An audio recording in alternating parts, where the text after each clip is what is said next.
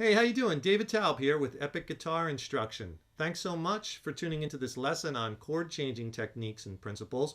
We're really going to get your chord changing super proficient, and you're going to be moving through your changes, getting them on autopilot faster than ever. So we're going to start the lesson off with your fret hand. You're going to learn 6 critical tips for proper fret hand technique. You know, if you're struggling with your chord changes, and it is frustrating, I feel you. I totally know, when you're trying to get from one chord to the next and you just can't hit it right, you can't make that change. It messes up the strum and it just makes your musical journey so much more challenging.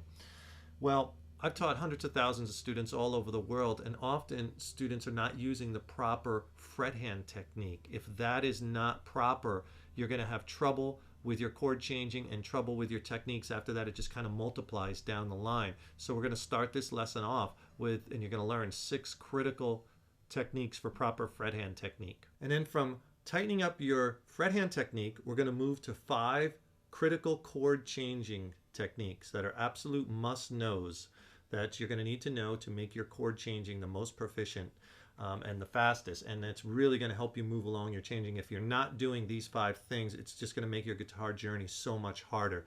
We try to make things easier here.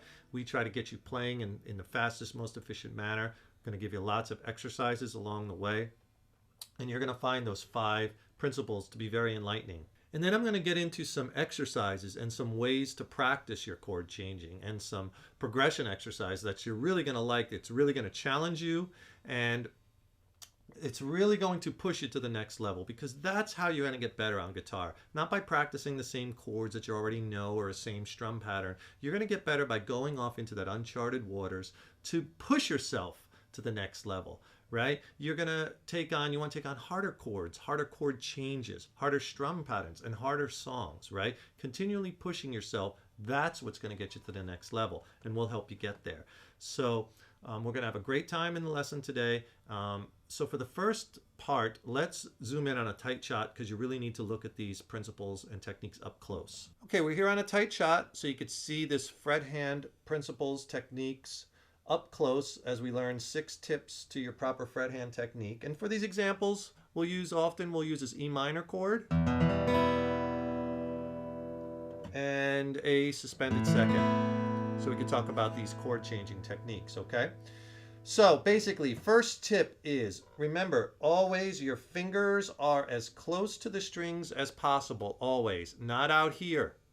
Not even when I play E minor and I'm not even using these 2 fingers. Notice the 2 fingers are in close. Everything is as close to the fretboard as possible. No matter what chord I'm playing, whether it be D, E. Notice how close my fingers are, G, to the strings at all times.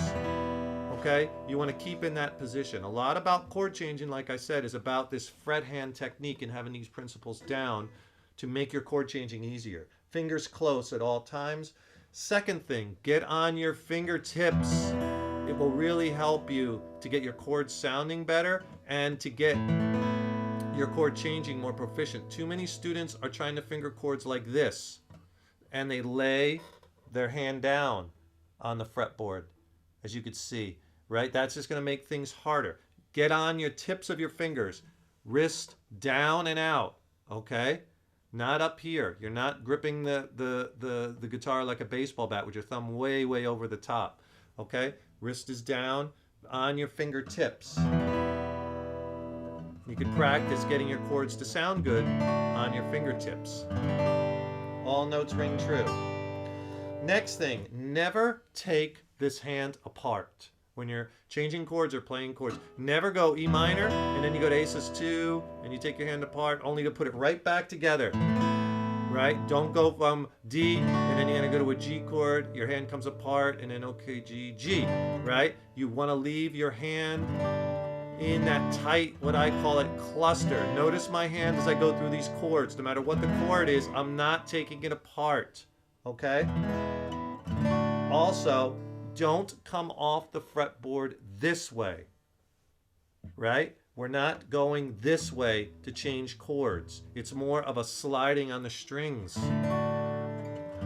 Right? I'm not doing this and coming off and coming apart. You keep that hand together. Right? in tight on your fingertips, fingers close to the strings, always. Fourth tip, keep that pinky tight against the third finger. That might take some work. Too many players, it's out here or down here. And that's just going to make it impossible when you go to another chord. You're going to have to move it too far. It makes it really much more difficult. Notice on D, look where my pinky is, right? E minor. Going to that A suspended second, right? Look how I execute that change on my fingertips. This will help you later in your journey, having that pinky in tight, especially when you get to bar chords. Pinky stays tight on E, A minor, even C major. Look how my hand's in that cluster. Look how I can make these changes so easy with so minimal movements. That's what you want. And that pinky stays in nice and tight. The fifth tip is, again, the wrist position. You got to keep this down. Once you start coming up too far with the wrist, you're going to get into trouble. It's going to flatten out your fingers and keep you from being on your fingertips. Wrist down. Keep your thumb, in a position where it's just going to be able to slightly go over the top of the neck to mute the low E or the A string if needed, but keep it like maybe about even with the first or second finger, not way over here and definitely not over like this. Remember, the wrist stays down while you're practicing these. You can take all your changes, just go through them with one hit each, and really work on these fret hand techniques. The thumb, that's our sixth tip. 6 tips. Number 6, keep that thumb on top a little bit over to help mute, like for instance, on all A, B, C, and D type chords. A minor, B seventh, if you're up to a B seventh chord, right? We're using that low, muting that low E string with our thumb, because when we're strumming, we're going to hit that low E string. We want to mute it. So A minor, like in our A minor chord, our thumb is just coming over the top, just enough to mute it. And it doesn't press down too hard or you're going to fret that note.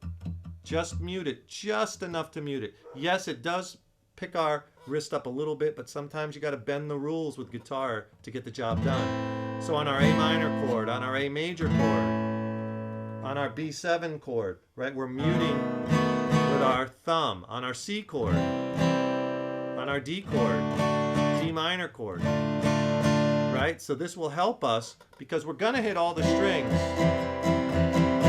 but I don't hear the low E because it's muted. I'm hitting it, but it's muted. Notice the thumb position. Those are our 6 tips. Practice those.